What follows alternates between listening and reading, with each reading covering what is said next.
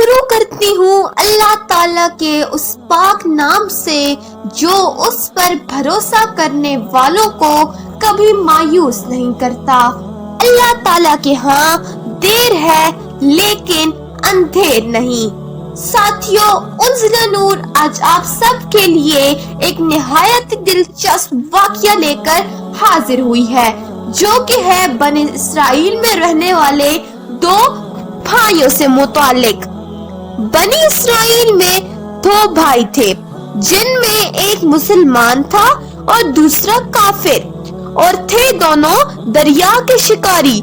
کافر بت کو سجدہ کرتا تھا، مگر جب مچھلیوں کے لیے جال دریا میں ڈالتا تو اس قدر مچھلیاں اس میں آ جاتی تھیں کہ اس کو کھینچنا مشکل ہو جاتا، مگر مسلمان کے جال میں صرف ایک ہی مچھلی آتی تھی اور اسی پر صبر کے ساتھ خدا کا شکر ادا کرتا تھا۔ اتفاقاً ایک روز اس مسلمان کی بیوی اپنے مکان کی چھت پر گئی تو اس کی نظر کافر کی بیوی پر پڑی، جو زیور اور بہترین لباس سے آراستہ تھی۔ یہ دیکھ کر اس مسلمان کی بیوی کے دل میں وسوسہ پیدا ہوا، کاش میں بھی ایسے ہی ہوتی۔ تو کافر کی بیوی بولی، تو اپنے شوہر کو آمادہ کر لے، وہ بھی میرے شوہر کے معبود یعنی بت کی عبادت کیا کرے تاکہ تو بھی میری طرح مالدار ہو جائے۔ یہ سن کر مسلمان بھائی کی بیوی کچھ غمزدہ سی نیچے آئی، اور جب اس کا شوہر گھر آیا تو اس نے بیوی کا حال متغیر دیکھ کر دریافت کیا، آخر کیا بات ہے جس سے تو اس قدر غمزدہ معلوم ہوتی ہے؟ ساتھیوں، یہاں پر آپ سے گزارش کروں گی کہ اگر آپ نے میرا چینل سبسکرائب نہیں کیا تو میرے چینل کو سبسکرائب کیجئے اور بیل آئیکن کو پریس کرنا نہ بھولیے گا، تاکہ اس طرح کی اچھی ویڈیوز کا نوٹیفیکیشن آپ کو بر وقت ملتا رہے۔ اور اگر آپ کو میری آج کی ویڈیو پسند آئے تو اسے لائک کیجئے اور اسے اپنے دوستوں کے ساتھ شیئر ضرور کیجئے گا۔ تو وہ کہنے لگی، بس میاں، یا تو مجھے طلاق دے دو یا اپنے بھائی کے معبود کی پرستش اختیار کرو۔ یہ سن کر اس شوہر نے کہا کہ خدا کی بندی، تو خدا سے نہیں ڈرتی، ایمان کی دولت کے بعد یہ کفر کی باتیں کرتی ہے۔ تو عورت بولی، بس مجھ سے اب زیادہ باتیں نہ بنا، میں ننگی بوچی نہیں رہ سکتی، جبکہ دوسری عورتیں اور خصوصاً تیرے بھائی کی بیوی کو میں دیکھ رہی ہوں کہ وہ زیورات اور عمدہ لباس سے آراستہ رہتی ہے۔ جب اس مرد مومن نے دیکھا کہ عورت تریاحت پر اتر آئی ہے اور اس کا اصرار حد سے بڑھ چکا ہے تو اس نے عورت کو تسلی دی، کہا، اچھا، گھبرانے کی ضرورت نہیں ہے، میں کل سے کاریگروں اور مزدوروں میں جا کر محنت کر کے تجھے روزانہ 2 درہم دیتا رہوں گا، تو اس سے اپنی حالت درست کر لینا۔ یہ سن کر عورت کو کچھ تسکین حاصل ہوئی اور سویرے ہی وہ مرد مومن مزدوری کی تلاش میں نکلا، لیکن کسی نے اس کی بات نہ پوچھی۔ یہ دیکھ کر وہ دریا کے کنارے پہنچا اور شام تک اللہ تعالیٰ کی عبادت میں مصروف رہ کر رات کو جب گھر آیا تو بیوی نے دریافت کیا، آج تم کہاں تھے؟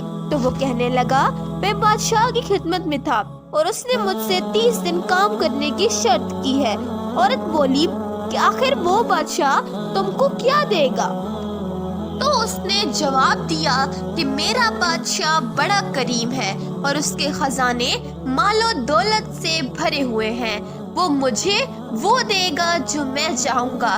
چنانچہ اسی طرح برابر وہ اپنے معبود برحق کی عبادت میں مصروف رہا، اور 30ویں رات ہوئی تو بیوی نے کہا، سنو میاں، اگر کل تم نے مجھے مزدوری لا کر نہ دی تو تمہیں مجھے طلاق دینا لازم ہو جائے گا۔